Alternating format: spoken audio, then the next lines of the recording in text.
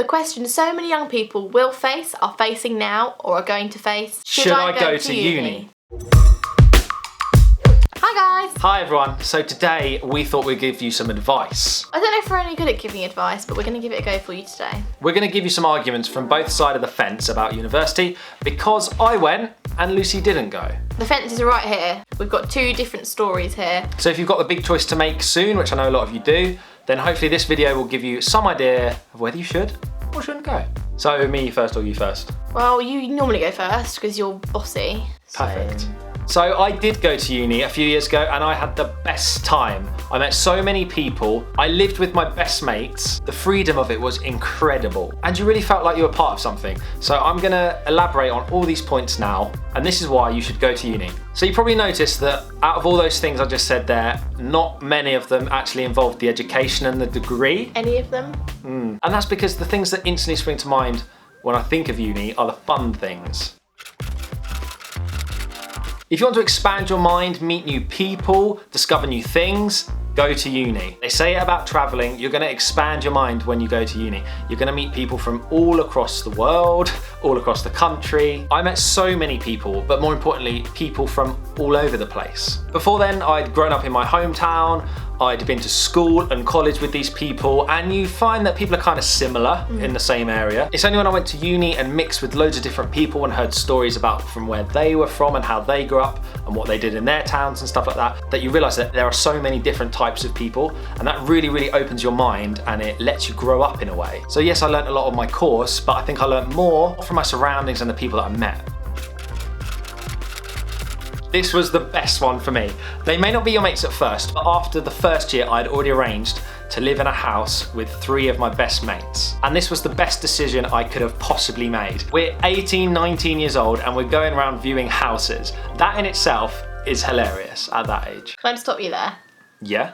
Houses, not houses. I said houses. You said houses. No, I didn't. Yes, Rewind you it did. back. No, we'll look at this. So suddenly you're there, living with your mates. We were in this big 3-bedroom house. We had to take turns on who did the washing up, all the cleaning, the hoovering, stuff like that. Who's gonna cook? We get to watch TV together. And you're sitting there like, how did this happen? I was living with my parents a week ago, and now I'm in this huge house. And that is only enhanced by the freedom that you get at uni. By my 3rd year of uni, we only had about 2 lectures a week, which is about 2 hours. So What's the rest. the point? Yeah, it was great. How are you meant to be learning an entire year of 2 hours a week? You'll get your bit in a minute. Get off my lipstick. Don't wipe that on me, you stupid! Sorry. You actually dumb. It's literally left the rest of the time to do what we wanted. If we wanted to go out on a Tuesday night, we'd go on a Tuesday night because we didn't have to get up the next morning, we could lie in. I don't get it. It was amazing. You're spending so much money to be at uni and you're there for an hour a week. But you still learn. And you work hard on your dissertation and work hard on your projects, and you can enjoy the rest of the time. You're doing other things. Fine. I remember sitting in our living room one afternoon and just thinking, we're living like millionaires. We've got this huge house, and with all my mates, we're having fun constantly. Our days are free to do exactly what we want, and it's all being funded by our student loan. Perfect. That you have to pay back. Yeah, I'm getting to that bit. Okay, yeah, so a lot of students do get part-time jobs at uni, which is great.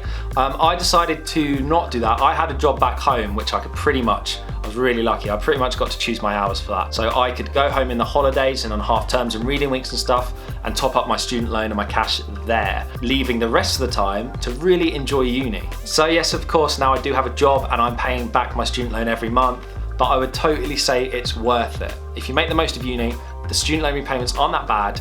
It's worth it. You never pay back the whole thing anyway. Don't believe what they say. You Unless don't. you earn loads, you do. No, they wipe it clear after 25 years. If you haven't paid it off already? Yeah. And you will have done, because if you're earning enough money, then you will have done. Maybe, but what I'm saying is if you're earning a normal amount of money, you pay the minimum back each month, never overpay it because they wipe it after 25 years.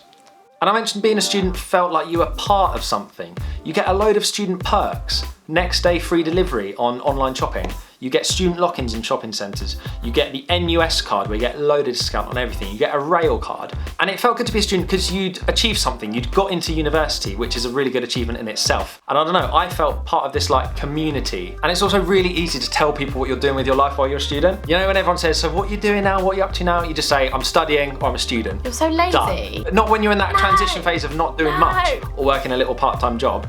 You just get out of it. I'm studying to do this, blah, blah, blah, blah. The degree. Okay, this is supposed to be the most important part of going to uni. Of course, you're going there to study, you're going there to work hard, and you're going there to get a degree. So I think you should have some idea of what you want to do before you go to uni. I don't think you need to have the next like 10 years planned out of your life, but I think you should definitely have some idea of where you want to go. So I did radio. I knew I wanted to be in like the media, entertainment industry, something like that. So I chose it. I chose Bournemouth. I didn't even go and view Bournemouth before I chose it, which annoyed my mum. Oh, it annoys me. You can't go somewhere and commit 3 years of doing an entire degree, all that money, all that time, and never have seen the place before. Yeah, you can. So I'm that kind of person, quite spontaneous. Went for it. Spontaneous. And it was the best choice I've ever made. So that is why I think you should go to uni if you're thinking about it. If you like those points, let me know. Lucy is now going to tell you her side and why maybe you don't have to go to uni to be successful. Oh, the glasses are coming on. I obviously didn't go to uni. I'm 19 years old. I'd have just finished my first year if I had gone to uni. I still can go to uni. There's always a chance to go to uni, but at this moment I decided it's not for me and I wouldn't be doing that. So the backstory behind all this, I went to Worthing High School, got really good GCSEs, but then I went to college. I went to Basvic. I did biology, psychology, law and English language. I did really well in. The other three, not so well. I don't know what happened. I really don't know what happened. I used to be so good at like revising and like studying. So I thought, you know what, I'm not going to put myself through this again to try and scrape some not very good A-levels. I'm going to move college. I'd moved to Worthing College, which was a big step. I then did more arty subjects, photography, art and media studies, and I did really well in them at AS level. I think the main thing about people our age, my age, people watching your age, there's so much pressure to go to uni, and I feel like a lot of colleges and parents and friends and people influence you and say uni is the best thing and it's the only way to be successful, and it's not, because I couldn't have had my job if I had a degree but no experience. I wouldn't have been able to be in my position now. So it's balancing the two to get a happy medium for what you want to be doing. It's not the be all and end all. Going to uni isn't the end of the world. Oh yes, I may have had an amazing time at uni. Yes, it'd be great to have a degree, of course, but the way I've learned is much better for me. Now I've got a good way to describe this. So if you imagine, I'm going to borrow your arm, please. Oh, go on, that's fine. Oh no, this way.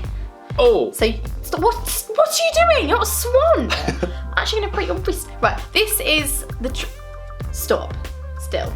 This is the tree of uni. Tree of, okay. This is the tree of college. Oh, here we go. And then apprenticeship or working on the job. This is a really good position to be in. You go to uni, after getting a degree, an entry-level job for after uni would probably be up here. So in the amount of time that you would have taken to get to uni, in them 3 years, you would then, if you'd done an apprenticeship, you'd also be at this point after working up your way up the tree for 3 years. But in this time, you would have not only gained money, you'd also gained experience, and jobs nowadays need experience to be able to do anything.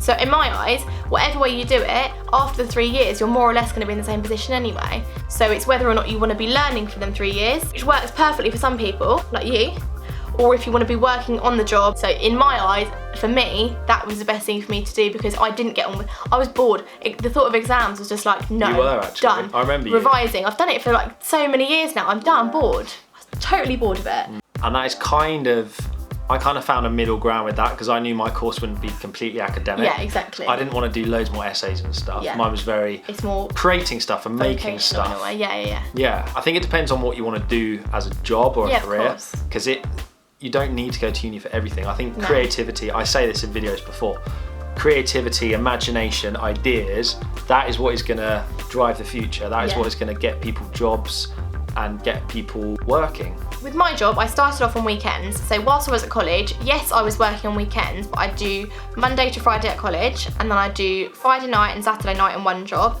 and then I'd do Saturday and Sunday in another job. It works loads. And it was ridiculous. One of my days was 14 hours, and it was just like, I'd be working every hour of every day for not much money, and I'd also be doing college in the week, and it was just so stressful. Another big reason for me was the uncertainty of what I wanted to do. So I had a lot of help from the 2 colleges I went to, and they gave me all these ideas, and I was on different programs to find out what I wanted to do, what degrees would work for me, where I need to go, what I need to get into them.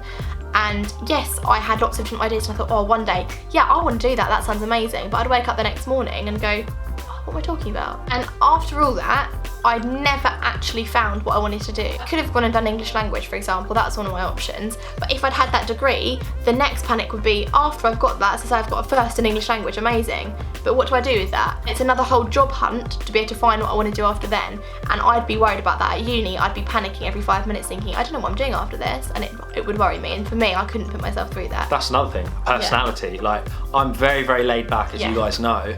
And Lucy's not. She is very organisational, and I plan a lot. She plans things and she gets things right in her head and stuff like that. I'm just so laid back.